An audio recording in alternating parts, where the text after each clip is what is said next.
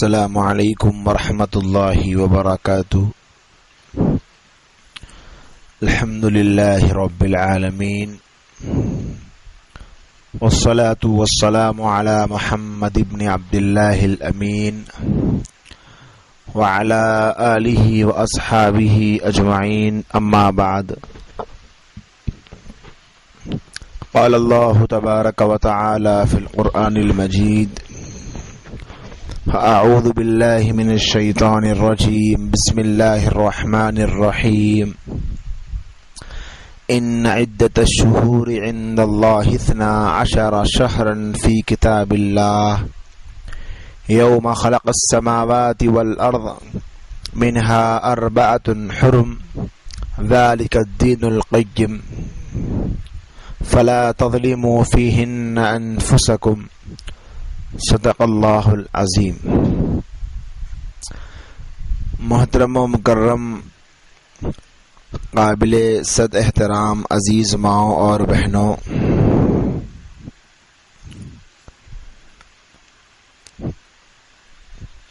جو مہینہ ابھی چل رہا ہے یہ اسلامی سال کا آخری مہینہ ہے،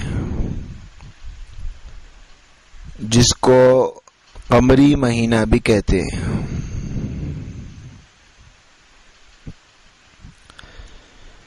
یعنی ان مہینوں کو جو شمار کیا جاتا ہے وہ چاند کے اعتبار سے کیا جاتا ہے۔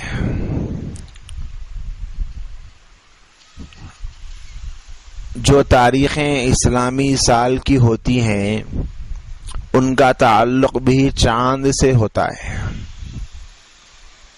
اسی وجہ سے پوری دنیا میں جب کسی سال کا آغاز ہوتا ہے تو آپ کو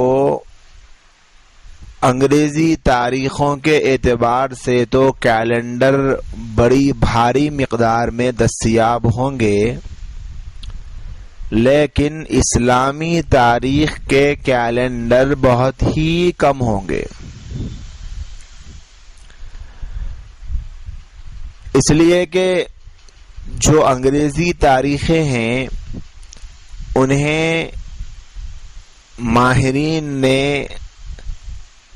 ایام کو شمار کر کے، دنوں کو کاؤنٹ کر کے کہ ایک سال میں 365 دن آتے ہیں، تو اس اعتبار سے لکھ دیا ہے۔ 12 مہینوں میں سے 7 مہینے ایسے ہوں گے جن میں مہینہ 31 کا ہوگا، اور 4 مہینے ایسے ہوں گے جن میں مہینہ 30 کا ہوگا، اور 1 مہینہ فروری کا ایسا ہوگا کہ جس میں 28 دن ہوں گے،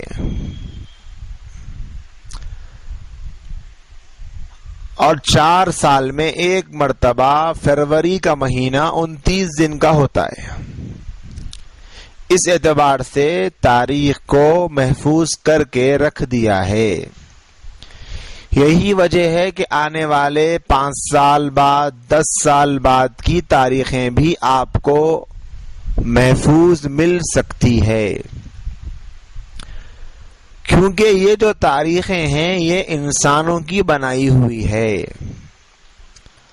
اور چاند کے اعتبار سے قمری سال اسلامی سال کا جو سسٹم چل رہا ہے وہ اللہ تبارک و تعالی سے براہ راست آپ کی قدرت سے چلتا ہے۔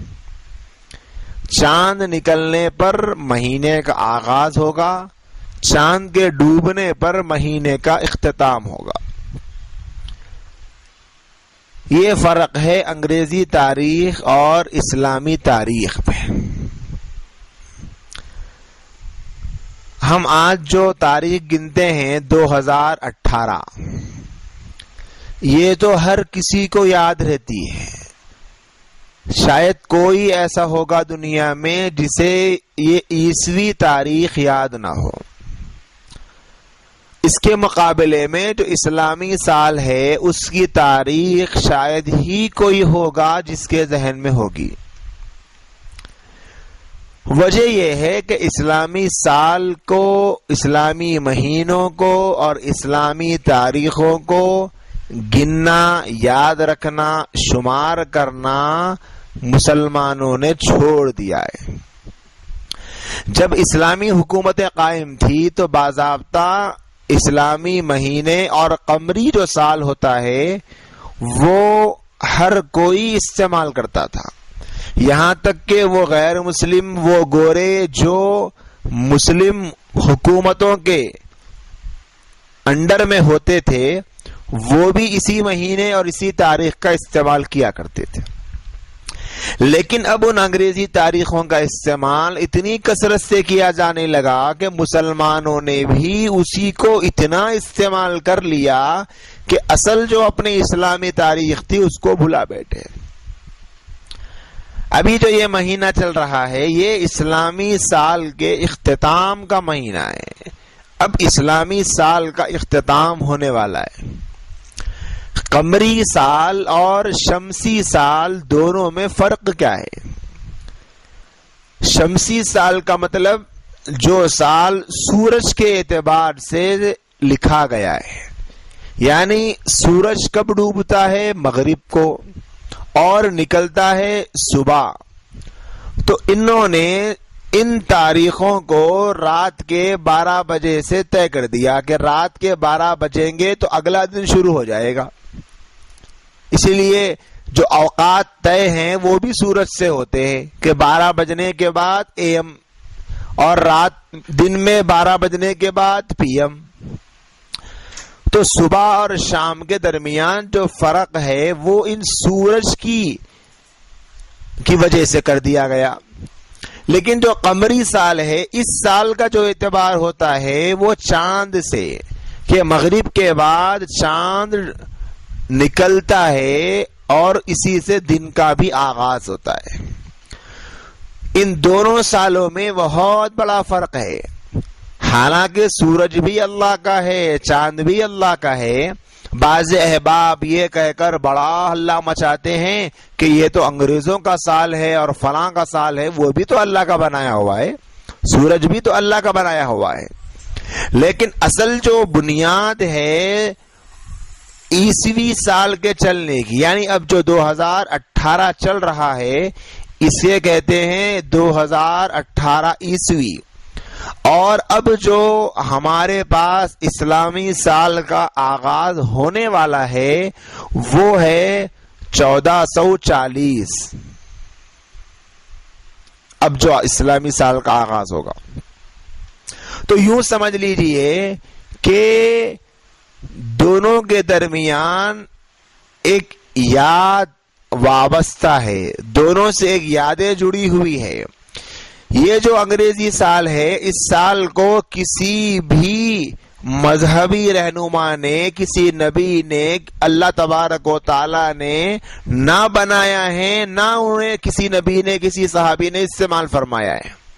یہ جو انگریزی سال ہے، اس سال کو تو انسانوں نے، نجومیوں نے، پادریوں نے ایجاد کیا ہے، اور ان کے ایجاد کرنے کے پیچھے ایک تاریخ جو رقم ہے ان کے عقیدے کے اعتبار سے وہ یہ ہے کہ حضرت عیسیٰ علیہ السلام جب قتل کر دیے گئے تو اس سال کو ان لوگوں نے پہلا سال شمار کیا۔ ان کے عقیدے کے اعتبار سے جس دن حضرت عیسیٰ علیہ السلام کا انتقال ہوا، جس سال وہ دنیا سے چلے گئے، اس سال کو انہوں نے پہلا سال شمار کیا۔ اس وقت سے لے کر آج تک، آج 2018 ہے، اب جب یہ 2018 مکمل ہوگا تو اس کا مطلب ان کے نزدیک یہ ہوگا کہ حضرت عیسیٰ کو یہ وفات پا کر 2018 سال مکمل ہو چکے۔ حالانکہ ہمارا جو عقیدہ ہے، قرآن کا جو عقیدہ ہے وہ یہ ہے کہ حضرت عیسیٰ علیہ السلام قتل نہیں کیے گئے، آپ وفات نہیں پائے، بلکہ اللہ نے آپ کو آسمانوں پر زندہ اٹھا لیا۔ تو ان کا یہ تاریخ جس عقیدے پر، جس واقعے پر ڈیپینڈ ہے، وہ واقعہ ہی غلط ہے۔ وہ عقیدہ ہی غلط ہے۔ اسلامی عقیدہ یہ ہے کہ حضرت عیسیٰ علیہ الصلاۃ والسلام قیامت سے پہلے تشریف لائیں گے اور ایک امتی کی حیثیت سے آئیں گے، اور آپ آنے کے بعد انصاف کریں گے دنیا میں، اور اللہ تبارک و تعالی آپ سے بہت بڑا کام لیں گے۔ یہ عقیدہ اسلامی ہے۔ اور ان کا یہ عقیدہ ہے کہ حضرت عیسیٰ وفات پا گئے تھے، تو اسی اعتبار سے وہ سال کاؤنٹ کرتے ہیں 2018 عیسوی، یعنی اب 2018واں سال چل رہا ہے حضرت عیسیٰ کے دنیا سے گزر کر، ان کے عقیدے کے اعتبار سے۔ لیکن یہ ہجری تاریخ جو ہوتی ہے، اس کا ایک بہت بڑا پس منظر اور بیک گراؤنڈ ہے۔ اللہ کے نبی صلی اللہ علیہ وسلم کے زمانے میں بھی ان مہینوں کے نام تھے۔ یہی وجہ ہے کہ اللہ کے نبی علیہ السلام نے رجب کے بارے میں فضائل بیان کیے، احادیث میں آتا ہے رجب کے بارے میں، شعبان کے بارے میں، رمضان کے بارے میں، اسی طریقے سے محرم کے بارے میں، اسی طریقے سے سفر کے بارے میں تعلیمات موجود ہے۔ تو اس کا مطلب یہ ہوا کہ نبی کے زمانے میں بھی ان مہینوں کے نام تھے، بلکہ جب سے دنیا بنی تب سے نام تھے۔ پھر کیا ہوا؟ سال کی جو تاریخ فکس کرنی ہے، کس سال سے کاؤنٹنگ کریں گے، وہ سال فکس نہیں تھا۔ جیسے عیسائیوں نے ایک سال فکس کر دیا حضرت عیسیٰ کی وفات کے نام پر، اس طرح سال فکس نہیں تھا۔ حضرت عمر فاروق رضی اللہ تعالی عنہ کے زمانے میں بہت کچھ صحابہ کرام نے سوچا کہ ایک مرتبہ حضرت عمر کے پاس ایک خط آیا اور اس خط میں شعبان لکھا ہوا تھا۔ انہوں نے پوچھا کہ شعبان سے کون سا شعبان مراد ہے، گزشتہ جو گزر گیا یا اب جو آنے والا، اب جو آیا ہے، یا پھر آئندہ شعبان مراد ہے؟ سال کے نہ لکھنے کی وجہ سے تعیین مشکل ہو رہی تھی کہ کون سا سال مراد ہے۔ حضرت عمر فاروق رضی اللہ تعالی عنہ نے مشورہ کیا کہ کیا کریں۔ ضرورت اس بات کی ہے کہ ہم بھی کسی سال کو مقرر کریں تاکہ ہمارا بھی جو آنے والا جو ہماری جنریشن ہے وہ سال کے اعتبار سے کاؤنٹنگ کرے، اسلامی کوئی سال ہو۔ اسی وجہ سے حضرت عمر فاروق رضی اللہ تعالی عنہ کے مشورے سے سال کا آغاز کیا گیا۔ اب سال کا آغاز کیسے کریں اس بارے میں مشورہ ہوا، کیونکہ اس زمانے میں واقعات کو یاد کر کے لوگ سالوں کو طے کرتے تھے۔ جیسے قرآن مجید میں قصہ ہے ہاتھیوں کا، الم تر کیف فعل ربک باصحاب الفیل۔ اللہ فرماتے ہیں اے نبی جی کیا آپ نے نہیں دیکھا کہ ہاتھی والوں کے ساتھ کیا ہوا؟ تو اب لوگ اس سال کی کوئی بات بیان کرنی ہوتی تو کہتے کہ ہاتھی والا قصہ جو جس سال پیش آیا تھا اس سال کی یہ بات ہے، ہاتھی والا قصہ پیش آنے سے پہلے کی یہ بات ہے، ہاتھی والے قصے کے بعد کی یہ بات ہے۔ اس طریقے سے تاریخوں کو، سالوں کو وہ لوگ یاد کرتے تھے۔ ایسے ہی بہت سارے واقعات پیش آئے اس زمانے میں۔ تو اب ہم کس واقعے سے اسلامی سال کا آغاز کریں؟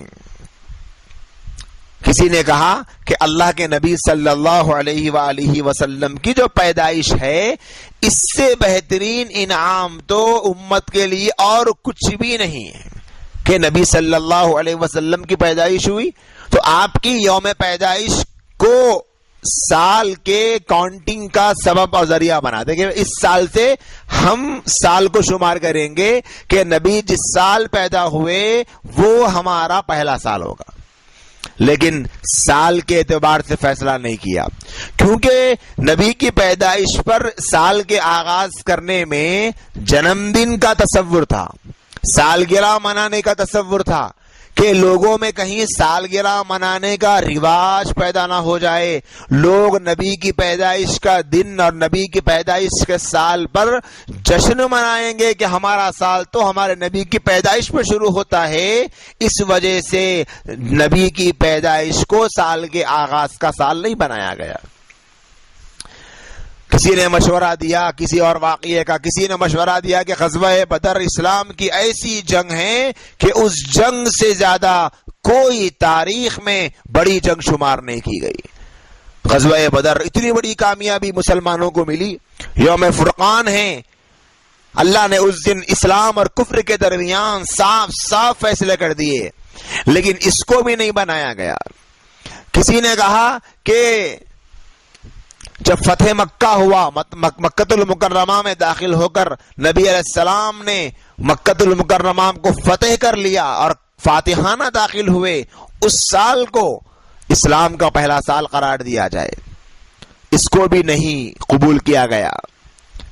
کسی نے کہا کہ نبی صلی اللہ علیہ وسلم جس سال وفات پا گئے اس سال کو ہمارے سال کے آغاز کا سال بنایا جائے، کہ جس سال نبی کا انتقال ہوا وہ ہماری تاریخ کا پہلا سال ہوگا، یہاں سے شروع کریں گے ہم تاریخ کو، اس کو بھی نہیں مانا گیا۔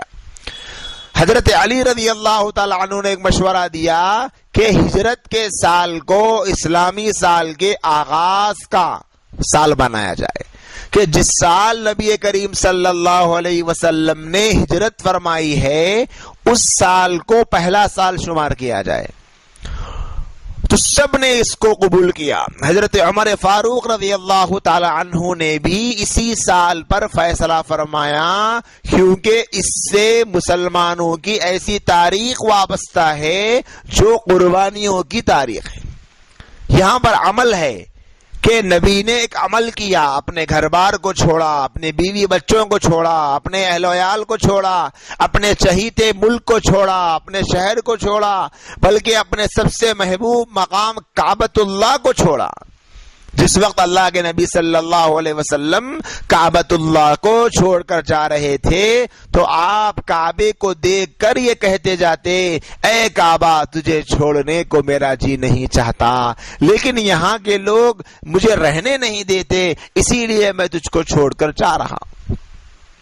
کیسی قربانی! مکۃ المکرمہ سے مدینے کو 400 کلومیٹر کا فاصلہ نبی صلی اللہ علیہ وسلم نے 3 دن میں طے کیا، کبھی سواری پر، پیدل، جیسا موقع ہوا۔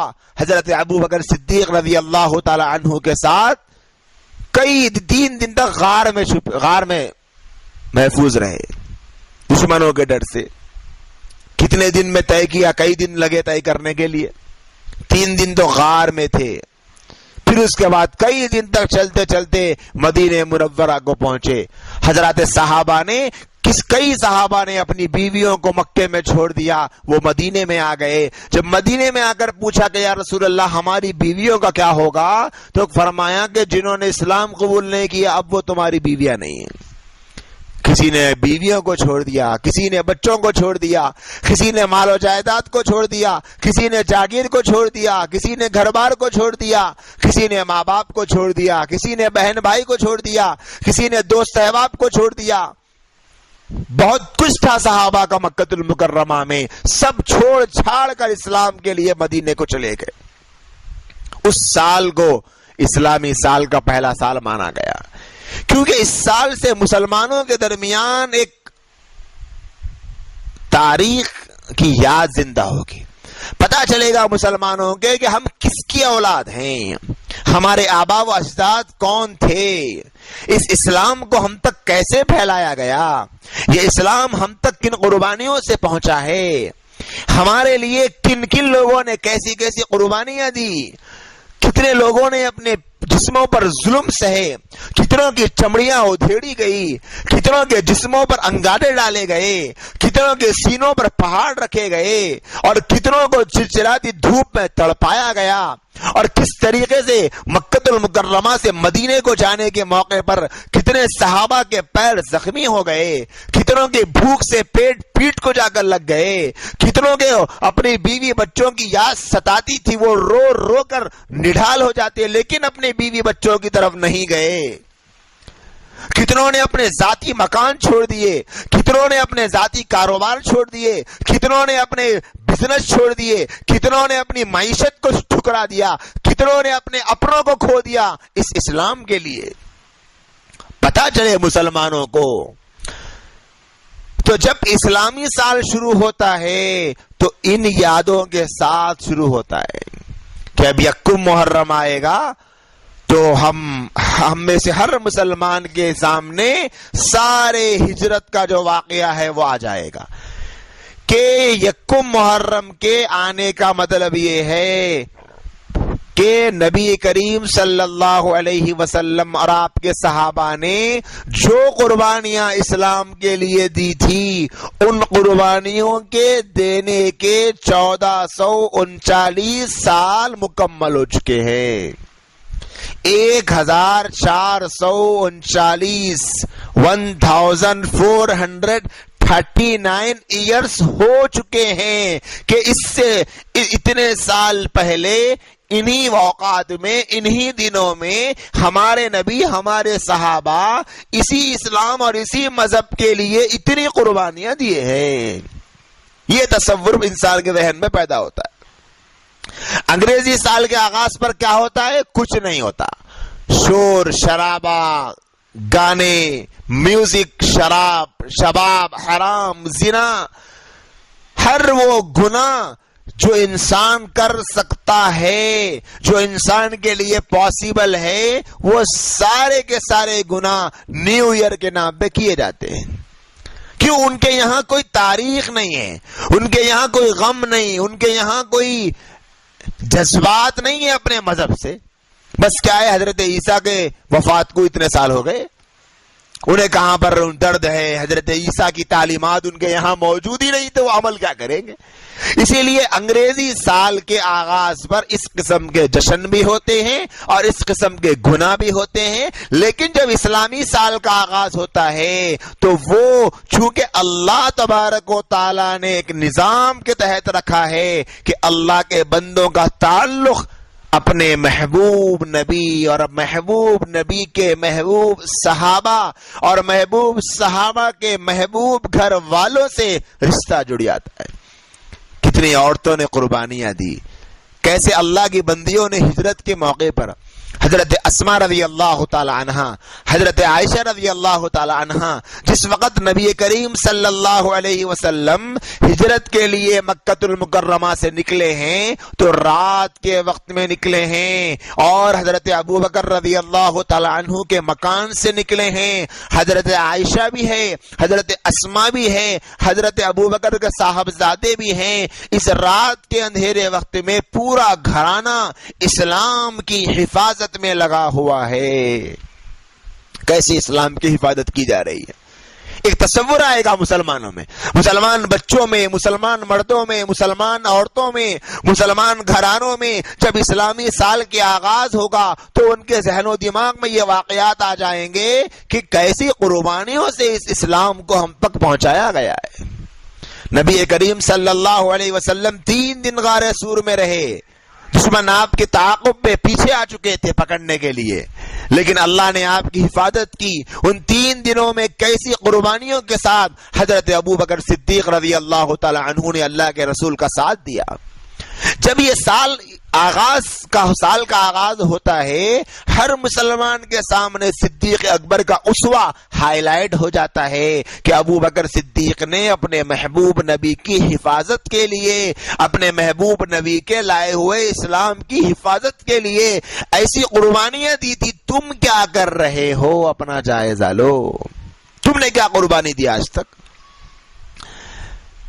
اللہ کے رسول صلی اللہ علیہ وسلم بڑے تھکے تھے، بڑے ہی تھکن سے چور تھے، تو جب غار میں پہنچے تو صدیق اکبر رضی اللہ تعالی عنہ کی پیر پر اللہ کے نبی نے اپنے سر مبارک کو رکھ کر آرام کیا۔ حضرت ابو بکر نے پہلے اپنے آپ کو اندر داخل کیا، سارے غار کو صاف کیا، گندگیوں کو صاف کیا، جو کچھ تھا صاف کر کے جتنے سوراخ تھے ان سارے سوراخوں کو بند کر دیا۔ کوئی سوراخ کھلا نظر آ گیا تو اپنا کرتا بھی وہاں پر لگا ڈالا، لیکن اللہ کے نبی علیہ السلام کو تکلیف نہ ہو اس غرض سے کوئی سوراخ نہ چھوڑا۔ جب اللہ کے نبی علیہ السلام تشریف لائے اور آپ آرام کرنے کے لیے لیٹے، اللہ کے رسول صلی اللہ علیہ وسلم کو آنکھ لگ گئی، آپ نیند میں تھے، تو حضرت ابو بکر نے دیکھا کہ ایک سوراخ باقی رہ گیا ہے جس کو میں بند نہیں کر سکا، تو انہوں نے اس سوراخ پر اپنے پیر کے تلوے کو لگا ڈالا، اسی حالت میں جہاں بیٹھے ہوئے تھے، پیر تھوڑا سا لمبا کر کے اس سوراخ پر اپنے پیر کو لگا ڈالا تاکہ کوئی موذی جانور میرے محبوب کو نہ کاٹ دے۔ اللہ کی شان کے کچھ وقت گزرا کہ اسی سوراخ سے ایک اژدہا آیا اور اس نے حضرت ابوبکر رضی اللہ تعالی عنہ کے پیر پر ڈنک ماری. ایک بار ماری، دو بار ماری، اتنی ڈنکیں مارتا گیا کہ حضرت ابوبکر صدیق رضی اللہ تعالی عنہ کو اس کے ڈنک کے درد سے رہا نہیں گیا، اور آپ نے کافی دیر صبر کرنے کے بعد اپنے آپ کو آپ روک نہیں پائے اور آپ کی آنکھ مبارک سے آنسو کا قطرہ نکل کر اللہ کے رسول صلی اللہ علیہ وسلم کے رخسار مبارک پر گرا. جیسے ہی رخسار مبارک پہ آنسو کا قطرہ گرا، آپ علیہ السلام کی آنکھ کھلی. آپ نے پوچھا کہ اے ابوبکر کیا ہو گیا؟ فرمایا یا رسول اللہ کچھ نہیں ہوا، آپ آرام فرمائیے. کیسی قربانی تھی حضرت ابوبکر صدیق رضی اللہ تعالی عنہ نے کہ اپنے نبی کی حفاظت کے لیے کہ کہیں میرے نبی کی آنکھ نہ کھل جائے، خود کو ایسے زہریلے سانپ کے ڈنک سے زخمی ہوتا ہوا دیکھنا پسند کیا، لیکن نبی کی آنکھ کو کھولنا گوارا نہیں. یہ قربانیاں ہمارے سامنے ہائی لائٹ ہوتی ہے. تمہاری جو تاریخ شروع ہو رہی ہے، اس تاریخ میں کئی قسم کی قربانیاں چھپی ہوئی ہیں. یاد کرو اپنی تاریخ کو، یاد کرو اپنے ماضی کو، یاد کرو اپنے پاسٹ کو، یاد کرو اپنے آبا و اجداد کی زندگیوں کو، یاد کرو اپنے پچھلے گزرے ہوئے ان اللہ کے نیک بندوں کی آہوں اور سسکیوں کو، کیسے انہوں نے اپنے نبی کی حفاظت کی تھی. اور آج تم کیا کر رہے ہو؟ کیسے انہوں نے اسلام کی حفاظت کی کہ حضرات صحابہ کے پاس اتنا مال و دولت تھا کہ وہ سب چھوڑ چکے تھے، تو مدینے کو آنے کے بعد کیا وہ فائنینشلی مضبوط ہو جاتے؟ ان کے لیے کیا تھا؟ ان کے لیے کوئی فیوچر نہیں. جب مکہ چھوڑ کر نکل گئے تو ان کے پاس کوئی فیوچر نہیں تھا. کیا کریں گے جا کر؟ ساتھی مکان جس کا تھا وہ مکان چھوڑ دے گا تو پھر جا کر مکان کیسے لے گا؟ گھر بار کیسے کرے گا؟ شادی کیسے کرے گا؟ بچے کیسے پالے گا؟ آمدنی کیسے آئے گی؟ کوئی چیز ان کے سامنے ایسی نہیں تھی جس کی بیس پر وہ مکہ چھوڑ کر مدینے کو جا سکتے تھے. انہوں نے وہ سب کچھ کیا تو محض اللہ کے رسول صلی اللہ علیہ وسلم کی محبت میں، آپ کو خوش کرنے کے لیے، آپ کے مذہب کی حفاظت کے لیے، کہ جس اسلام کو ہمارے نبی لے کر آئے ہیں اس اسلام کو ہم بچانے کے لیے اپنی طرف سے جو کر سکتے ہیں وہ کریں. تو جب سال کا آغاز ہوتا ہے محرم کا، تو ہر مسلمان کے سامنے ایک سوال آتا ہے کہ تم نے اپنے نبی کے مذہب کو بچانے کے لیے کیا کیا؟ تم نے اپنے نبی کے اسلام کی حفاظت کے لیے کیا کیا؟ تمہارے اپنے گھر میں تمہارے نبی کا مذہب کتنا محفوظ ہے؟ تمہارے اپنے بچوں کی زندگی میں یہ اسلام کتنا زندہ ہے؟ تمہارے اپنی بیٹیوں کی زندگی میں یہ اسلام کتنا زندہ ہے؟ یہ میسج ہے اس مہینے کا، اس سال کے آغاز کا. صحابہ نے تو جو کر سکتے تھے کر دیا. آپ نے کیا کیا؟ میں نے کیا کیا؟ سب مسلمانوں نے کیا کیا؟ ہر اس بندے اور بندی سے یہ سوال ہے جو خود کو نبی کا امتی کہتا ہے کہ تم نے کیا کیا؟ انہوں نے تو اپنی بیویوں کو چھوڑ دیا، بچوں کو چھوڑ دیا، مال و جائیداد کو چھوڑ دیا. کیا خاندان کو چھوڑنا، قبیلے کو چھوڑنا، بستی کو چھوڑنا کوئی آسان بات ہے؟ سالوں سے رہنے والے مکہ المکرمہ میں جنہیں لوگ عزت کی نگاہوں سے دیکھتے تھے، کیا وہ عزت انہیں دوبارہ مل سکتی تھی؟ ایسا کوئی تصور انسان کے ذہن میں آتا ہے کہ میں اگر یہ چھوڑ کر چلا جاؤں گا، جتنے لوگ مجھے یہاں جاننے والے اور مجھے چاہنے والے ہیں کہیں اور مجھے کیسے ملیں گے؟ کوئی آسان چیز نہیں ہے اپنے علاقے کو چھوڑ کر جانا، اپنے ملک کو چھوڑ کر جانا، اپنوں کو چھوڑ کر جانا کوئی آسان بات نہیں ہے.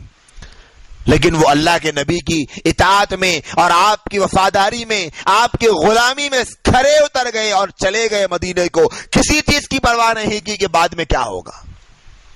اللہ نے وہاں ان کے ساتھ بڑے اعزاز کے معاملے کیے. جو مکے میں جو عزت تھی اس سے زیادہ عزت تو اللہ نے صحابہ کو مدینے میں دے کے دکھائی. جو مکے میں مقام تھا اس سے زیادہ مقام تو اللہ نے صحابہ کو مدینے میں دے کے دکھایا. جو مال و دولت مکے میں صحابہ کے پاس تھی مدینے میں اللہ نے اس سے زیادہ دے کر بتایا.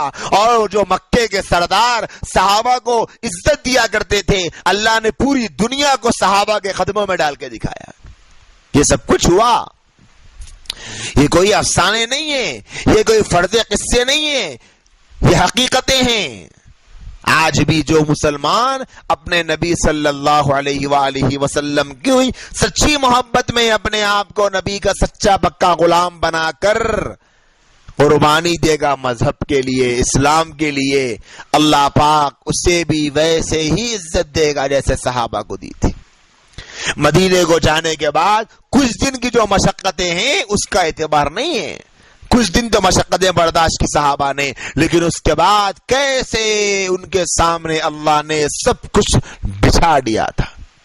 آج بھی ہم سب سے تقاضا کرتا ہے ہمارا یہ نیا اسلامی سال, تم کیا کر سکتے ہو نبی کی محبت میں, اسلام کی محبت میں, اللہ کی چاہت میں تم کیا چھوڑ سکتے ہو.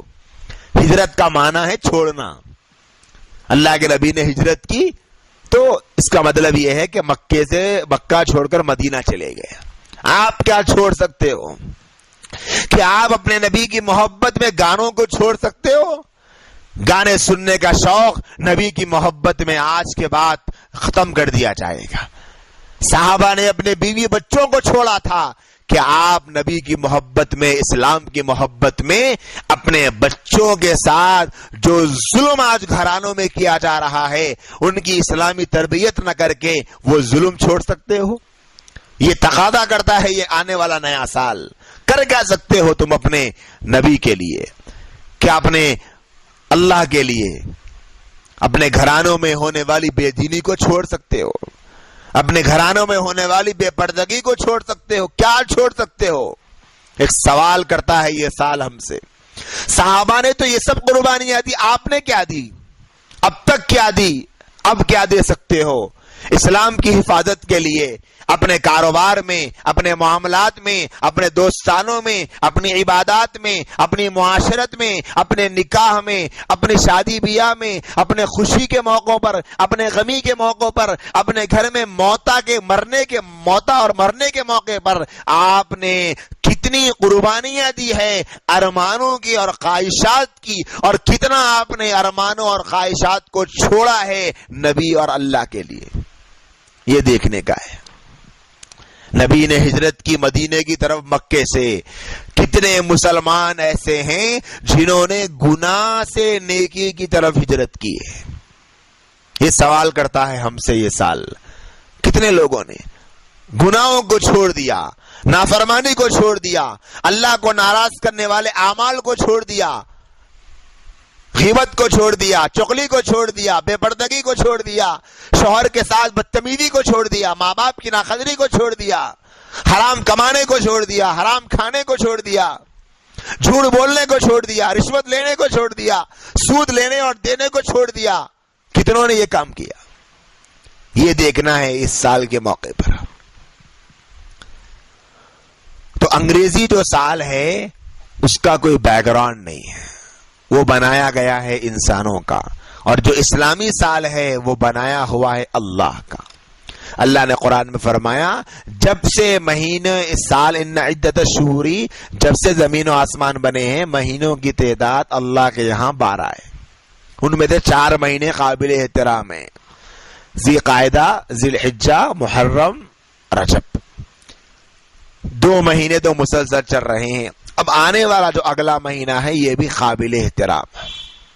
3 مہینے قابل احترام مہینے اللہ کی طرف سے بنائے گئے. چاند سے ان کا تعلق, سورج بھی اللہ کا بنایا ہوا, لیکن سورج سے اللہ نے نمازوں کو ادا کرنے کی ترتیب بنائی ہے. سورج کو دیکھ کر نمازیں ادا کرو. سورج کے طلوع ہونے سے پہلے فجر پڑھو, جب سورج زوال پر آ جائے, سورج جب انتہائی بالکل درمیان میں آ جائے تو کیا کرو, اس وقت میں آپ ظہر پڑھو. سورج جب ڈوبنے سے قریب آ جائے تو اس سے پہلے عصر پڑھو. سورج جب بالکل ڈوبے تو مغرب پڑھو. پھر جب رات کی تہائی نکلے تو عشاء پڑھو. نمازوں کی ترتیب سورج سے ہے، لیکن سال کی جو ترتیب ہے وہ سورج سے نہیں، وہ چاند سے. اسی لیے اس کا فائدہ یہ ہے کہ انگریزی سال کی جتنے تہوار آتے ہیں انگریزی اعتبار سے، ان میں کسی کو خوشی ویسی نہیں ہوتی جیسے اسلامی سال میں ہوتی. کہ چاند نظر نہیں آیا، رمضان کے موقع پر دیکھ لے، عید کے موقع پر دیکھ لے کہ لوگ انتظار میں ہوتے ہیں کہ بھئی پتہ نہیں عید کل ہوگی یا آج ہوگی، کل ہوگی یا آج ہوگی. کیوں؟ کیونکہ چاند نظر نہیں آیا. تو ایک جستجو ہوتی ہے، ایک مزہ آتا ہے عبادت میں. اسی طرح کئی احکام چاند پہ ڈیپینڈ ہیں. روزے رمضان کے چاند ہی کی وجہ سے، قربانی چاند ہی کی وجہ سے، اور اسی طرح حج جو ہوتا ہے وہ چاند دکھنے کی وجہ سے. ایسی کئی عبادتیں ہیں جن کا تعلق چاند سے.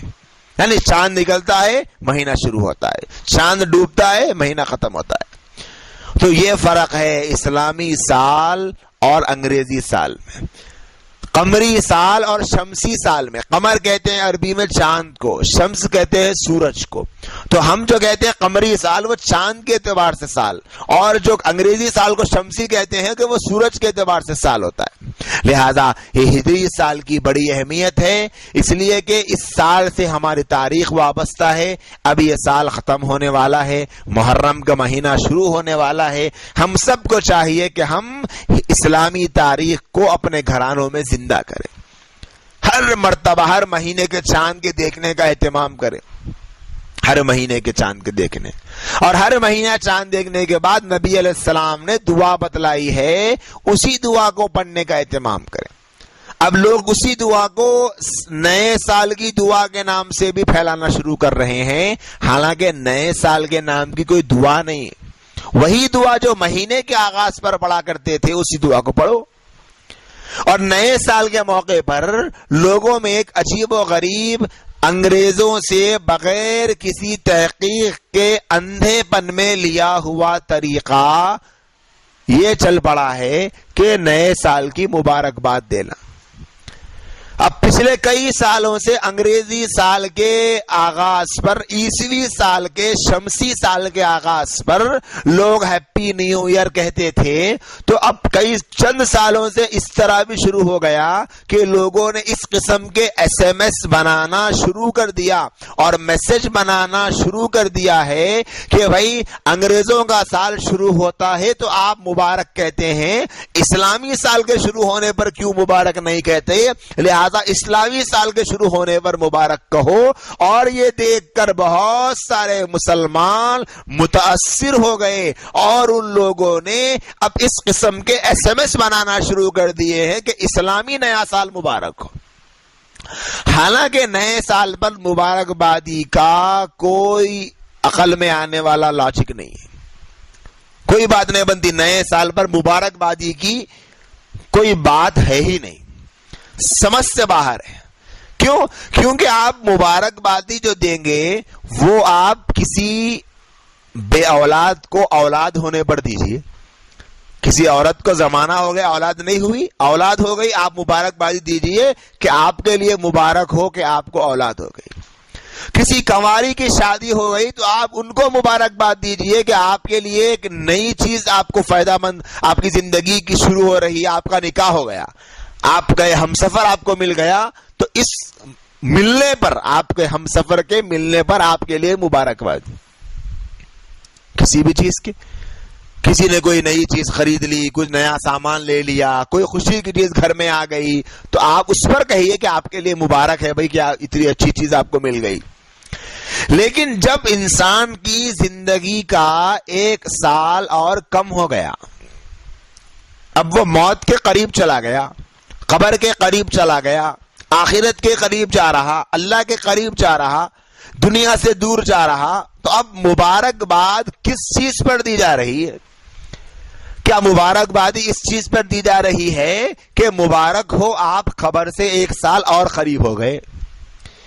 اب بیوی اگر اپنے شوہر کو مبارکبادی دے رہی ہے سال کے شروع ہونے پر، تو کیا اس کا یہ مطلب ہے کہ آپ کے لیے مبارک ہو جی آپ موت سے ایک سال اور قریب ہو گئے، آپ مجھ سے ایک سال اور دور ہو گئے، میں مروں گی پہلے یا آپ مریں گے پتا نہیں، لیکن آپ تو اپنی خبر سے ایک سال اور قریب ہو گئے، اس پر مبارکبادی؟ جب انسان کا کچھ نقصان ہوتا ہے تو نقصان پر کوئی مبارکبادی نہیں دی جاتی. یہ بالکل غیروں سے لیا گیا طریقہ ہے، غیروں سے لیا گیا، اس میں کوئی نہ اسلامی حکم ہے، نہ اشارہ ہے، نہ وضاحت ہے، نہ صراحت ہے۔ یہ تو احتساب کا، اپنے جائزے کا وقت ہے۔ سال کا آغاز چاہے اسلامی ہو چاہے انگریزی ہو، دونوں کے دونوں سال آپ کے سامنے ایک احتساب، حساب کا مرحلہ پیش کرتے کہ سال آپ کا گزر گیا ہے، تھوڑا سا اپنے سال کا حساب لے کے دیکھ لو کہ اس پورے سال میں آپ نے کیا کھویا کیا پایا۔ کتنے بچے ہیں جو پڑھتے ہیں اسکول میں، کوئی اسکول میں پڑھ رہا، کوئی کالج میں پڑھتا ہے، تو جب ایئر اینڈنگ ہوتا ہے تو پڑھنے کے لیے جو جاتے ہیں وہ پڑھائی کا حساب کرتے ہیں، بھئی کیا پڑھا سال بھر میں، کیا حاصل ہوا، کتنا علم آیا، کتنی نالج آئی، کون سے سبجیکٹ میں کتنی مہارت آئی۔ ایگزام کیوں لیا جاتا ہے؟ ایگزام تو نام ہی ہے سال بھر کے نچوڑ کا۔ آپ نے سال بھر کیا کیا؟ آپ 365 دن اسکول گئے، کالج گئے، یا آپ نے اپنا نام رجسٹر میں لکھوایا رکھا ہے، تو آپ نے کیا کیا سال بھر؟ تو جیسے دنیا میں سال بھر کی پڑھائی کے بعد میں ایگزام ہو رہا ہے، ایسے ہی سال کے گزرنے کے بعد پورے سال کا اللہ کے یہاں ہمارا بھی ایگزام ہونے والا ہے کہ تم نے پورے سال میں کیا حاصل کیا، نمازیں کتنی پڑھی، نیکیاں کتنی کری، اللہ کو راضی کرنے کے لیے کیا کیا، نبی کو خوش کرنے کے لیے کیا کیا، نبی کی سنتیں کتنی زندہ کی۔ گزشتہ سال میں اور اس سال میں تمہارے دین میں تم کو کیا ملا، تمہاری دینداری میں کتنا اضافہ ہوا، اللہ سے تعلق میں کتنا اضافہ ہوا، نبی علیہ السلام کی سنتوں پر عمل کرنے میں کتنا اضافہ ہوا، پہلے کتنا گناہ کرنے کے عادی تھے، اس ایک سال میں کتنے گناہ میں نے چھوڑے، اور کون سے گناہ چھوڑنے کی طاقت میرے اندر پیدا ہوئی، یہ دیکھنے کا وقت ہے۔ 12 مہینے گزرے ہیں، 12 مہینے مکمل ہو چکے ہیں، 365 دن، اور اسلامی سال کے اعتبار سے 355 یا 56 دن، اتنا لمبا عرصہ گزرا ہے، تو کیا کیا، کیا حاصل ہوا؟ کسی عدالت میں کسی بندے کا کوئی کیس لگا ہو، اب اسے بتا دیا جائے کہ اس مہینے کی 1 تاریخ کو آپ کی پیشی ہونی ہے، تو اب کیا کرے گا وہ؟ اس کو سارے کے سارے لوگ مبارکبادیاں دیں گے کہ دیکھو بھائی آنے والی 1 تاریخ کو آپ کی پیشی ہونے والی ہے، مبارک ہو؟ بلکہ اس کے لیے تو ایک احتساب ہے، اس کے لیے تو ایک فکر کا موقع ہے کہ آنے والی 1 تاریخ کو میرا حساب ہونے والا ہے، پتہ نہیں کیا ہوگا، میرے بارے میں جج کیا فیصلہ کرے گا، میرے حق میں فیصلہ کرے گا یا میری مخالفت میں فیصلہ کرے گا، کیس کی سنوائی جب ہوگی تو میرے اگینسٹ میں ہوگا یا میرے فیور میں فیصلہ سنایا جائے گا، پتہ نہیں میرا انجام کیا ہونے والا ہے، یہ سوچ سوچ کر وہ تو پاگل ہو جائے گا۔ میری عزیز بہنوں، پورے سال کا جو ریکارڈ ہے، یوں سمجھ لیں کہ اس سال کے ختم ہونے پر ہمارے رب کے دربار میں بھی ہماری پیشی ہونے والی ہے۔ اللہ کے یہاں ہمارے پورے اعمال کا جتنا نچوڑ ہے وہ پیش کیا جائے گا، تو کیا یہ موقع مبارک بادیوں کا ہوگا، یا پھر یہ موقع فکر کا ہوگا، یا پھر یہ موقع اپنے آپ کو بے چین و بے قرار کرنے کا ہوگا، اپنے آپ کو اللہ کے سامنے بیٹھ کر مجبور اور لاچار اور بے بس پیش کر کے رونے اور بے چین ہونے اور تڑپنے کا ہوگا؟ کس کام کا یہ موقع ہے؟ اپنا حساب کرنے کا کہ اے اللہ پورے سال میں مجھے کیا ملا، میں نے کیا حاصل کیا، جیسا میرا تعلق اس سے پہلے سال میں آپ سے تھا، اس پورے سال کے عرصے میں مجھے آپ سے تعلق جوڑنے کی 1 پیسے کی فکر نہیں ہوئی۔ جائزہ لینے کا وقت ہے۔ ان لوگوں کو جو دین پر بالکل نہیں چلتے، اس بات کا جائزہ لینا ہے کہ اس پورے سال میں دین پر چلنے کا مجھے 1 بار بھی خیال نہیں آیا میرے رب کے حضور میرے پورے اعمال کا ریکارڈ پہنچ رہا ہے، میں کیا جواب دوں گی؟ اور جن بہنوں کی نمازیں کبھی ایک نماز، کبھی دو نماز، کبھی 4 نماز، کبھی کچھ بھی نہیں، اس طریقے سے چل رہا تھا، ان کو بھی اپنا جائزہ لینا ہے کہ پورے سال میں فجر کی ایک نماز میں نے نہیں پڑھی، اب سال ختم ہو رہا ہے، میں اللہ کے سامنے کیا جواب دوں گی؟ اللہ کے حضور میں کیا لے کر جاؤں گی؟ میرے اعمال نامے کا ایک نیا پنہ کھلنے والا ہے۔ میری پچھلی زندگی تو پوری سیاہ تھی، اس سال تو کم سے کم میں کچھ کر لیتی۔ یہ احتساب اور اس جائزے کا نام ہے سال کا آغاز۔ کتنی فکریں آج ہمارے ذہنوں پر سوار ہوتی ہے، ہر کسی کے ذہن پر کوئی نہ کوئی فکر ہے۔ کسی کو کاروبار کی دھن ستاتی ہے، کسی کو معاش بزنس کی، کسی کو بازار کی، کسی کو اولاد کی، کسی کو بچوں کی، کسی کو صحت کی، کسی کو اپنے آپ کو نکھارنے کی، کسی کو جمع کرنے کی، کسی کو خرچ کرنے کی۔ بچوں کا کیا ہوگا، بیوی کا کیا ہوگا، شوہر کا کیا ہوگا، گھر کا کیا ہوگا، سالن کا کیا ہوگا، کتنی فکریں آج ہر ایک کے ذہن پہ سوار ہے۔ ان تمام فکروں میں ہمیں اس بات کا جائزہ لے کر دیکھنے کی ضرورت ہے کہ آخرت کے بارے میں ہمارے ان تمام فکروں میں کتنی فکریں۔ اگر اللہ پاک کوئی ایسا آلہ یا پھر ایسی کوئی شکل ہم کو عطا کر دے کہ جس سے ہم اپنی فکروں کو شمار کر سکے، تو ذہن سے ساری فکروں کو نکال کر ہم اپنی آنکھوں کے سامنے رکھ لیں اور ایک ایک فکر کو گنیں کہ ماں کو بیٹی کی فکر، بیٹی کی شادی کی فکر، بیٹی کی پڑھائی کی فکر، بیٹی کی صحت کی فکر، بیٹی کے سسرال کی فکر، بیٹی کے گھر بار کی فکر، باپ کو اپنے بچے کے کھانے کی، پڑھنے کی اور بزنس کی اور جاب کی اور نوکری کی اور شادی کی فکر، اور اپنے کاروبار کی، اپنے گھر بار کی، اپنے جائیداد کی، ایک گھر کو 2 گھر، 2 گھر کو 4 گھر، کرائے کے گھر کو ذاتی گھر، ایسی 20 فکریں ہماری فکروں میں ہوگی، لیکن ان 100 فکروں میں آخرت سے متعلق، خبر سے متعلق، اللہ کے سامنے کھڑے ہونے سے بارے میں ہماری کتنی فکریں ہوں گی، ہم جائزہ لے کے دیکھ لیں۔ اس بات کا جائزے کا یہ وقت ہے کہ تم نے پورا 1 سال گزارا کہ تو تم کو کیا ملا، حاصل کیا ہوا، کھانا کیوں کھا رہے ہیں؟ جینے کے لیے۔ جی کیوں رہے ہیں؟ کھانے کے لیے۔ زندگی کا اور کیا مقصد رہ گیا؟ کھانا کھایا جا رہا ہے جینے کے لیے، اور زندگی جی جا رہی ہے کھانے کے لیے۔ بولے بھائی کیوں زندہ ہے؟ کھانے کے لیے۔ کھانا کیوں کھاتے ہیں؟ زندہ رہنے کے لیے۔ یہ جینا اللہ کے لیے ہے، کھانے کے لیے نہیں ہے، اور یہ کھانا اللہ کو راضی کرنے کے لیے ہے، جینے کے لیے نہیں ہے۔ کیوں کھایا جاتا ہے؟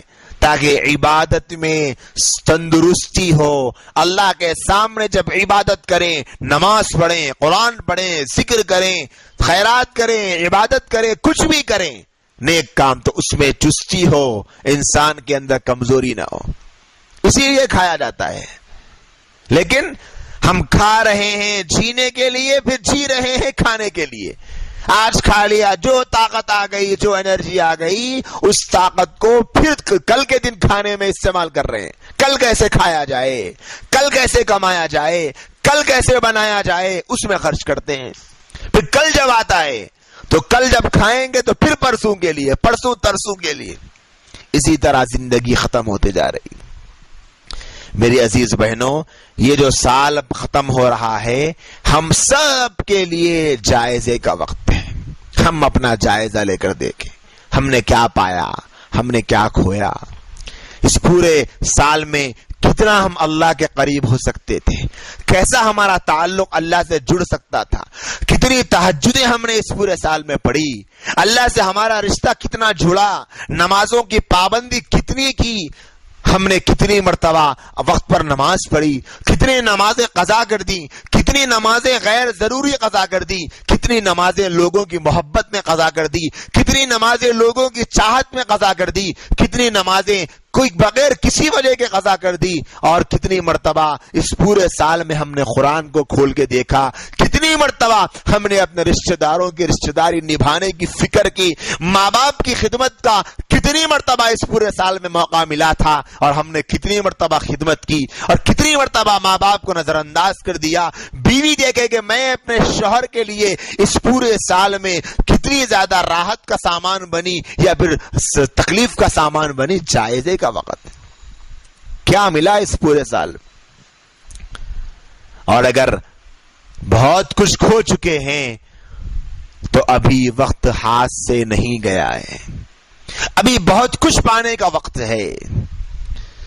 جس کو احساس ہو جائے کہ میں نے اس سال کو خسارے میں گزار ڈالا، میں اگر چاہتی تو اپنے اللہ سے ایسا تعلق جوڑ سکتی تھی کہ میں ہاتھ اٹھاتی دعا کے لیے، ہاتھ زمین پر گرنے سے پہلے آسمان سے میری دعا کے قبولیت کے فیصلے ہو جاتے، مگر اس نے کچھ نہیں کر لیا۔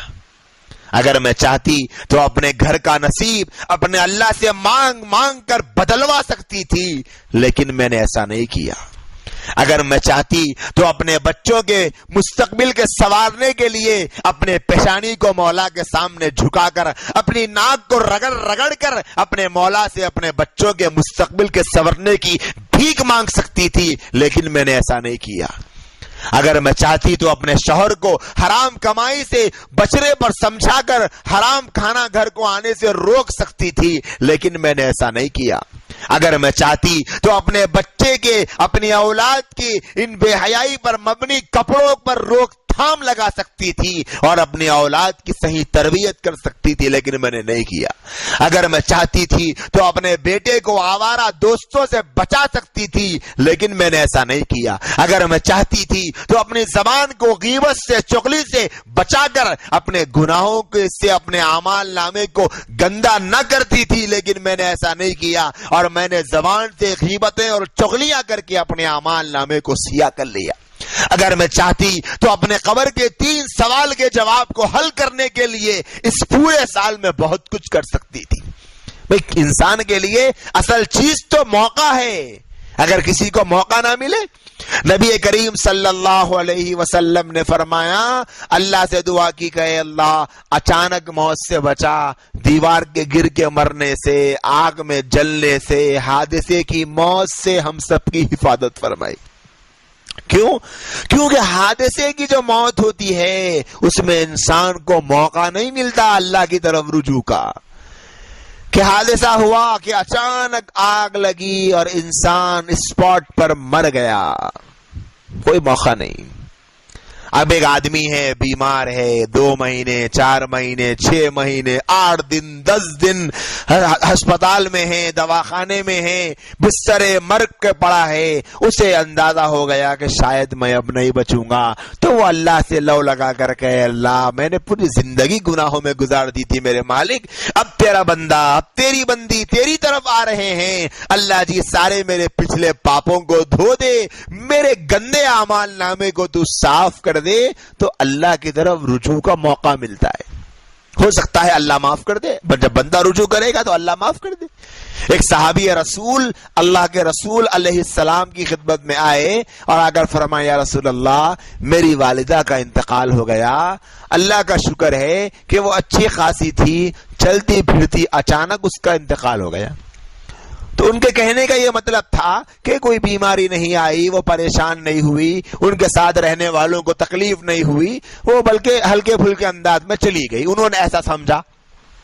لیکن ان کی سمجھ سے کئی گنا بہتر، سب سے اعلیٰ اگر سوچ ہے اور سمجھ ہے تو وہ نبی صلی اللہ علیہ وسلم کی۔ آپ نے فرمایا ایسا نہ کہو کہ اللہ کا شکر ہے اچانک موت آ گئی، بلکہ اچانک موت سے تو پناہ چاہو، کیونکہ اچانک موت میں انسان کو اللہ کی طرف رجوع کا کوئی موقع نہیں ملتا۔ ہاں یہ اور بات ہے کہ اگر کوئی انسان زندگی بھر ہی نیک تھا، وہ اچھے اعمال کرتے رہتا، اللہ کی طرف لو لگاتے رہتا، رجوع کرتے رہتا، اور اچانک اس کے حادثے میں موت آ جائے، ہو سکتا ہے اللہ پاک اس کی پچھلے توبہ، روز توبہ کرتا تھا، توبہ کیا ہوا ہو اس کو بھی معاف کر دے۔ لیکن میرے عزیز بہنوں، جو موقع ملتا ہے وہ غنیمت جاننے کی ضرورت ہے۔ اب ہم کو موقع ہے، ابھی 2-3 دن باقی ہے سال کے ختم ہونے کے لیے، اب بھی موقع ہے۔ جن کو احساس ہو گیا سمجھو کہ انہوں نے موقع سے فائدہ اٹھا لیا. جن کو احساس نہیں ہوا ان کو تو احساس شاید اللہ حفاظت فرمائے جہنم میں جانے کے بعد ہوگا. اللہ ہم سب کی جہنم پہ حفاظت فرمائے. قرآن میں اللہ نے کیا کہا؟ جہنمیوں کی بابت بیان فرمایا کہ جو جہنمی لوگ ہیں ان سے پوچھا جائے گا کہ تم لوگ اس جہنم میں یہاں پر کیوں آ گئے ہو.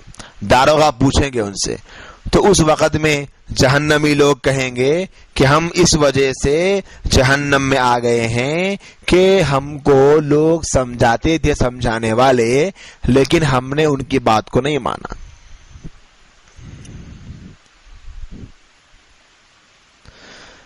کلما القی فیہا فوج سألہم خزنتها الم یأتکم نذیر، کہ جب بھی کوئی فوج کوئی جماعت جہنم میں ڈالی جائے گی تو ان کا جو داروغہ ہوگا وہ پوچھے گا کہ تمہارے پاس کوئی ڈرانے والا نہیں آیا؟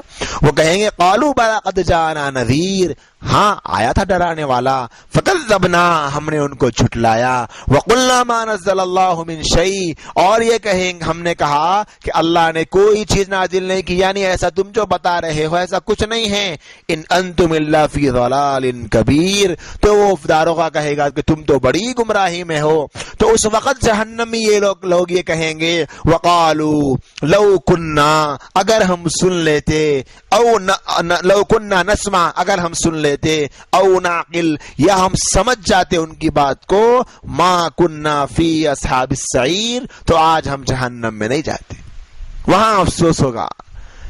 اس افسوس سے بہتر تو آج کا افسوس ہے. اس فکر سے لاکھ گنا بہتر تو آج فکر کر لینا ہے کہ وہاں جہنم کی فکر کچھ کام نہیں دے گی. یہاں فکر کر، ابھی 3-4 دن باقی ہے سال کے ختم ہونے کے لیے. جو کر سکتے ہیں کر لیں، جو کر سکتے اپنے آپ سے جو کر سکتے ہیں وہ کر لیں.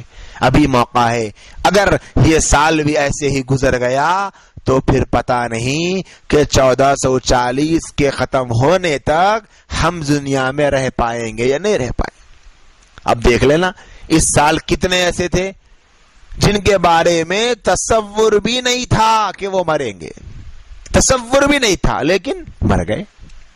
موت کا کسی کے انتظار میں ہوتی ہے، موت کا کسی کی خوشی کو دیکھتی ہے.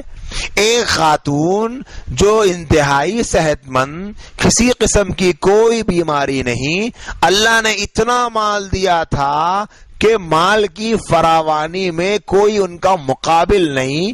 ان کے گھر میں ان کے 2 بیٹوں کے نکاح کی تقریب ہے، ابھی کل نکاح ہونے والا ہے. آج ان کا گھر خوشیوں سے بھرا پڑا ہے. میاں اور بیوی دونوں اس غرض سے نکلتے ہیں کہ ابھی ہم کچھ سامان لے کر آئیں گے. گھر میں تقریب جو چل رہی ہے، کچھ خریداری کے لیے شوہر اور بیوی گھر سے نکلے اور راستے پر حادثہ ہوا، اور اس حادثے میں سڑک پر بیوی کا وہیں انتقال ہو گیا. شوہر صاحب صحیح سالم ہیں. اب آپ غور کریں، وہ گھر جس گھر میں کل 2 بیٹوں کا نکاح ہونے والا ہے، آج ان کی ماں ان کو چھوڑ کر چلی گئی. کیا اس عورت کو موقع ملا؟ کچھ موقع نہیں ملا. کیا اسے یہ احساس تھا ہوگا؟ اس کے ذہن و دماغ میں دور دور تک بھی یہ تصور نہیں رہا ہوگا کہ میں اب مروں گی. وہ تو اپنے بچوں کی شادی کے انتظام میں بڑے مزے میں اور بڑے ہی اطمینان میں ہوگی نا. آج کل تو ہر کوئی ایسے ہی ہے. ہر کوئی یہ سوچتا ہے کہ اگلا مرا تو ہاں وہ مر گیا، میں نہیں مروں گا، میں نہیں مروں گا. بھائی آپ کے نہ مرنے کی آپ کے پاس کیا دلیل ہے؟ جب اس کے مرنے کی کوئی وجہ نہیں تو آپ کے مرنے کی بھی کوئی وجہ نہیں. اس کے گھر سے خوشیوں کے جنازے ایسے نکلے جیسے کہ کسی گھر میں نہ نکلے ہوں. جس دن اس گھر سے 2 ڈولیاں آنے والی ہو، جس گھر کو 2 باراتیں نکلنے والی ہو، گھر سے 2 دولہے جس گھر سے نکلنے والے ہو، اس گھر سے جب ڈولا نکلے گا تو سوچے کہ اس گھر میں ماتم کا حال کیا ہوگا. لیکن کوئی طاقت ہے روکنے والی؟ کوئی روک سکتا ہے؟ کوئی نہیں. جیسے ان کو موت سے کوئی نہیں روک سکا، مجھے اور آپ کو بھی نہیں روک سکتا. موت تو یقینی ہے، پتہ نہیں کب آ جائے. شیطان ہم کو بہکاتا ہے کہ دیکھو ابھی تم نہیں مرو گے کیونکہ ابھی تو تم جوان ہو, صحت مند ہو. اب اس بیچاری کے پاس کوئی بیماری نہیں تھی, مر گئی. اور کتنے ایسے ہسپتالوں میں 5 سال سے 2 سال سے اپنے گھروں میں بستروں پر پڑے ہیں, جن کے مرنے کی 99.9% یقینی کیفیت ہے. ایسا لگتا ہے کہ اب مریں گے یا جب مریں گے, لیکن وہ نہیں مر رہے ہیں. 5 سال سے بستروں پر پڑے ہیں لوگ گھروں میں. بعض ایسے بھی ہیں کہ 10 سال سے اپنے گھروں میں بستروں پر پڑے ہیں, لیکن ان کو موت نہیں آ رہی. ان کے سامنے اچھے نوجوان خبروں میں جا رہے ہیں. یہ کیا ہے؟ یہ اللہ کا نظام ہے جس کو کوئی نہیں بدل سکتا. ہر ایک کو مرنا ہے. تو آج ہم کو موقع ملا ہے میری بہنوں, پتہ نہیں ہم کل دیکھ پائیں گے یا نہیں دیکھ پائیں گے, ہم کل زندہ رہیں گے یا نہیں رہیں گے. ایسا سوچنے کو بھی ہماری طبیعتیں نہیں چاہتی, لیکن اگر ایسا ہو گیا تو پھر آپ کو تو سوچنے کا موقع نہیں ملے گا, آپ کے گھر والوں کو سوچنے کا موقع ملے. کتنے ایسے لوگ ہیں جو ہسپتال میں علاج کے لیے شریک کیے گئے, آپریشن تھا, آپریشن کامیاب ہوا, وہ بالکل صحت مند ہو گئے, تندرست ہو گئے. رات میں اپنے گھر والوں سے بات کی اور یہ کہا کہ الحمدللہ اب مجھے بہت اچھا لگ رہا ہے, اب میں بہت جلد گھر کو آ جاؤں گا. دوسرے دن صبح میں ان کا جنازہ گھر کو آیا. ان کو پتا تھا؟ نہیں پتا تھا. ہو گیا انتقال. جیسے ان کا ہوا ویسے ہی میرا بھی ہوگا, ویسے ہی آپ کا بھی ہوگا. اسی لیے میری بہنوں ابھی وقت ہے اپنے آپ کو بدلنے کا. اس آغاز سال کے موقع پر ایک ارادہ, پچھلے گناہوں پر توبہ استغفار, اگلے گناہوں کا نہ کرنے کا پکا ارادہ, پچھلی زندگی پہ توبہ استغفار. اے اللہ میں معافی چاہتی ہوں, پچھلا جو ہو گیا ختم. کسی غلطی کو سدھارنے کے لیے پھر غلطی کرنا کوئی عقل مندی نہیں ہے. کہ اگر گھر میں کوئی چیز خراب ہو گئی تو اب آپ یہ کہیں گے بھئی کیسے بھی خراب ہو ہی گئی. کوئی گھر میں چھوٹا سا سوراخ وغیرہ ہو گیا, پتھر وغیرہ ٹوٹ گیا, تو کیا کریں گے؟ جلد سے جلد اس کی مرمت کر کے اس کو درست کر دیں گے. یہ تو نہیں کریں گے کہ چلو ایک پتھر تو ٹوٹ ہی گیا, اس کے بازو والا بھی توڑ دو, اس کے سامنے والا بھی توڑ دو, کیونکہ ایک تو ٹوٹ ہی گیا. ایسا تو کوئی نہیں کرتا. ایسے ہی میری بہنوں غلطی ہو گئی تو اس کا یہ مطلب نہیں کہ اب زندگی بھر میں گنہگار رہوں. پچھلی جو گناہ ہو گئے وہ ہو گئے. اے اللہ میں معافی چاہتی ہوں, اے اللہ میں معافی چاہتا ہوں. استغفار کر. ایک ایک عمل سے, ایک ایک ہمارے حرکت سے, ایک ایک کام سے ہم استغفار کریں کہ اے اللہ میں ہر گناہ سے معافی چاہتا ہوں, اور آئندہ نہ کرنے کا پکا عزم اور پکا ارادہ. یہ تو ہمارے ہاتھ میں ہے, بس ہم کو اتنا ہی کرنا ہے. بعض لوگ کہتے ہیں کہ بھئی جب گناہ چھوڑ نہیں سکتے تو پھر توبہ کیوں کریں, فائدہ کیا ہے توبہ کا؟ ارے بھئی اگر کوئی کسی کپڑے پر کوئی ایسا داغ اور دھبا ہو کہ وہ نہیں نکل رہا تو کیا کپڑا دھونا چھوڑ دیں گے؟ کپڑا تو دھوئیں گے نا, کپڑا تو دھوئیں گے, کپڑا تو دھوتے جائیں گے. ایک نہیں 2 مرتبہ, 2 نہیں 3 مرتبہ, آج نہیں تو کل وہ داغ نکلے گا. ایسے ہی آج توبہ کریں گے, آج عادت نہیں چھوٹے گی, کل پرسوں ترسوں کچھ نہ کچھ تو چھوٹے. پورے گناہ نہ چھوٹیں گے, ایک گناہ تو چھوٹ سکتا ہے, ایک نافرمانی تو چھوٹ سکتی ہے. اگر مثال کے طور پر کسی کی زندگی میں فجر کی نماز کی پابندی کا بالکل بھی اہتمام نہیں, جیسے اکثر گھرانوں کا حال ہے کہ 4 نمازیں تو بہت سارے گھرانوں میں خواتین پڑھ لیتی ہے, لیکن فجر کی نماز میں تو پورا گھرانہ سو رہا ہے. اس سال کے آغاز سے ایک ارادہ, ایک عزم, ایک فکر, ایک اپنے اللہ سے وعدہ اس بات کا کہ اے اللہ اب میں فجر کی نماز بالکل ناغہ نہیں کروں, بالکل ناغہ نہیں کروں. وعدہ کرتی ہوں آپ سے. وعدہ کر لے. جب وعدہ کریں گے تو پھر اس کا اہتمام کی فکر پیدا ہوگی. ضروری نہیں کہ آج وعدہ کریں تو کل صبح سے فجر کی نماز پر ہم آٹومیٹک اٹھ جائیں گے, ایسا نہیں ہو سکتا. ایک دن نیند نہیں اٹھے گی، دوسرے دن 8 دن 10 دن ہو سکتا ہے مہینہ لگ جائے، لیکن وعدے پر اصرار کہ آج وعدہ کر لیا کہ کل سے فجر پڑھوں گی، اگر نیند نہ کھلے تو قضا کر لیں، صبح نیند نہ کھلے قضا کر لیں۔ قضا کیوں کر رہی ہوں؟ اس لیے کہ میں نے اپنا وعدہ نہیں نبھایا، کل کروں گی۔ تو انسان ہے جب اللہ سے وعدہ کریں گے تو آج نہیں تو کل اس کا دل بدلے گا۔ ہو سکتا ہے 2-4 دن کے بعد جب ٹائم سیٹ کریں گے، الارم لگائیں گے، کوئی ایک ایسا ذریعہ بنائیں گے اٹھنے کا، تو دھیرے دھیرے دھیرے دھیرے آنے والے سال تک انشاءاللہ فجر کی نماز کے پابند بن جائیں۔ تو کیا میاں ملا پورے سال میں ایک ایسی عادت جو پچھلے سال میں میرے اندر نہیں تھی وہ میرے اندر آ گئی۔ وہ کیا ہے؟ میں پچھلے سال میں فجر کی نماز چھوڑ دیتی تھی، اس سال میرے اندر فجر کی نماز کی عادت پیدا ہو۔ اس طرح میری بہنوں ہر عمل کو ہم اپنا سکتے ہیں۔ سنت کے بارے میں ہے، قرآن کی تلاوت کے بارے میں ہے، پردہ کرنے کے بارے میں ہے، غیبت کے بارے میں ہے، چغلی کے بارے میں ہے، جھوٹ کے بارے میں، کئی ایسے گناہ ہیں جس سے ہم بچ سکتے ہیں۔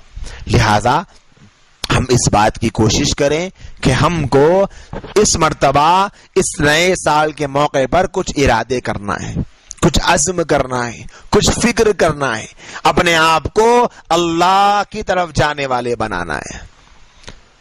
تو میں وہ بات کر رہا تھا کہ جو نئے سال کے موقع پر خوشی انسان کو ہوتی ہے اور انسان کہتا ہے کہ مبارکباد مبارکباد، تو مبارکبادی کا کوئی تصور نہیں، بلکہ یہ تو میرے لیے میرے قبر کے قریب جانے کا موقع ہے۔ جیسے مثال اب 1440 شروع ہونے والا ہے، تو جس کی زندگی 1440 میں ختم ہونا لکھا ہے، اب آپ بتائیں اس کے لیے خوشی کیسی ہے؟ اور قریب آ گیا وہ تو کہ اب تو بس بتانے 2-4 مہینے 6 مہینے 8 مہینے میں وہ مر جائے گا، تو جو مرنے والے کو کائے کی خوشی ہوگی؟ اسی لیے خوشی کا کوئی موقع نہیں، بلکہ موقع تو اس بات کا ہے کہ ہم اپنا جائزہ لیں، اپنی فکر کریں۔ تو یہ ابتدائی سال کے بارے میں کچھ باتیں آج کے ہمارے درس میں آئی ہے۔ اللہ پاک سے دعا ہے اللہ ہم تمام کو نئے سال کے آغاز کا صحیح معنی میں استقبال کرنے کی توفیق عطا فرمائیں، اور اللہ ہم تمام کو توفیق عمل نصیب فرمائیں۔ وآخر دعوانا ان الحمدللہ۔